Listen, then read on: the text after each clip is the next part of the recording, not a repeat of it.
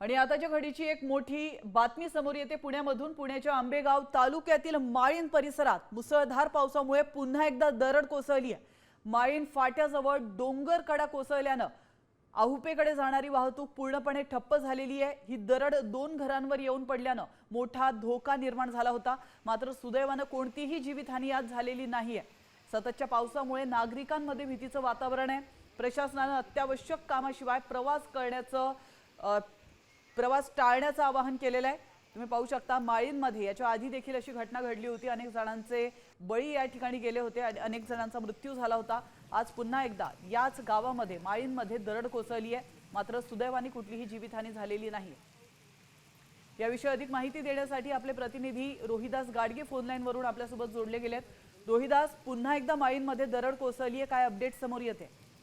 खरं तर माळीण परिसरामध्ये मुसळधार पाऊस सुरू आहे रात्रीपासून आणि अशातच माळीण औके रस्ता जो आहे या रस्त्याच्या कडेला माळीण फाट्यावरती एक दगड कोसळलेली आहे आणि त्यातला काही भाग हा 2 घरांवरती गेलेला आहे। त्यामुळे त्या परिसरातले नागरिक कुठेतरी भयभीत झालेले आहेत। तातडीची मदत कार्याचं आवाहन स्थानिक नागरिकांनी केलेलं आहे। मात्र माळीण दुर्घटना अगदी समोर असताना पुन्हा एकदा भूस्खलन होण्याचा धोका या ठिकाणी निर्माण झालेला आहे।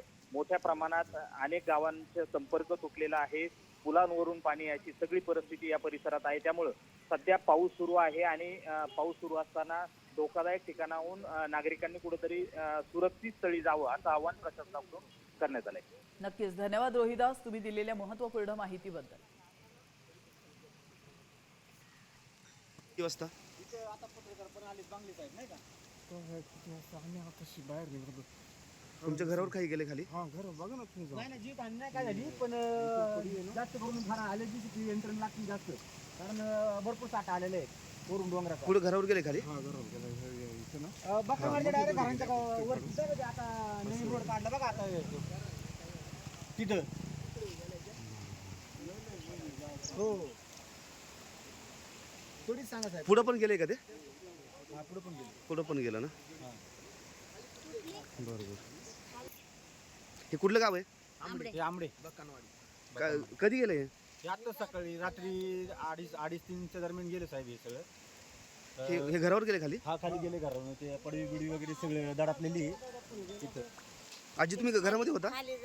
तुम्ही घरामध्ये होता का? तुम्हाला कधी कळलं? हा भाऊसाहेब, बरं बोला।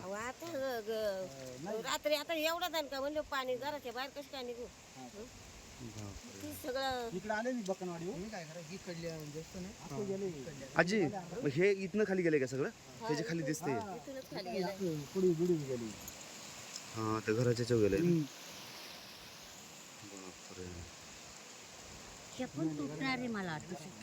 हा, हे खालचं पण तुटेल? हा, ह्या पण तुटणार आहे, या झाडापासून आहे ना, ह्या पण तुटणार आहे इथं। हे असं गेलंय ना, ह्या पण हे पूर्ण पाणीच खाली गेले त्यांच्या घरावर? पाणी पाणी पाणी डायरेक्ट असं आता आहे काय तुटून सगळं खाली गेलेली। हे अख्खं तुटलंय वरतून ना? पुढच्या साईडला पण तुटलेली आहे ती, पुढे पण भयंकर। पुढे पण ते बंद झालंय ना? पुढचा पण रस्ता बंद झालेला आहे। पुढचा रस्ता बंद झालेला आहे। हा अवफे रस्ता आहे ना? हा, रस्ता आहे। इथं आता यंत्रणे मी केलं प्रकाश गुलाबला फोन, त्यांना ते म्हणले यंत्रणेला लगेच पाठवून देतो नाही का? म्हणलं कळवलं का तुम्ही? हा, कळवले खाली मी। बरोबर। म्हणलं लवकर पाठवून दे नाही, कारण त्या बरीच हे झाले, नुकसान झालेली। तुम्हाला कधी कळलंय झालेलं? आता सकाळी 6-6:30 वाजता कळला। यांनी फोन केला होता? हा, यांनीच फोन केला होता। तर आता म्हणलं सगळं मग पाणी पाणी घरातून इकडे पण बाहेर निघून एवढ्या वर येईल कायला। मी 4 वाजता उठून पाणी त्या शाळेतून तिकडून वळवायला कोणला तपास नाही। बरोबर झोप नाही। बाबा तुम्ही सकाळी बघितलं का रात्री कळलं तुम्हाला झालेलं? नाही, सकाळीच पाहिलं। मग घराच्या बाहेर निघालत नाही रात्री तुम्ही? नाही, रात्री बाहेरच नाही, बाहेर निघाय मार्गच नाही तर बाहेर निघताच येईना, बाहेर तर निघायचं कसं? नाही, पण ते नशीब ते एक साईडने झालंय ना, एक त्याच्याकडे साईडला झालंय। हा, एक साईड तरी ते पडे मोठी पार वर आले डेग, म्हणजे पडेच्या बाब ते पडली नाही, पूर्ण गेले। हा, पुढची पडायला पडले पार। बाबा बोला, कुठे काय झालं? कुठे काय झालं? गुरांची पडाळ पेंड्या त्यान सगळा पडाळ फार आखी गेली खाली। पेंडाच्या गेला मग वर आहे ना। मग त्या वरून ती खराळा काय वाईट काय सगळी त्या जवळ्या ना येडबोच्या नाव सगळा नाश्त्याला तिकडे पाणी जर मोडीत वाटाना ते पाणी वरचं मग त्या अख्खा पाणी वरून खाली तिकडून सगळा तेवढा पाणी सगळा किती वाजता? इथं आता पत्रकार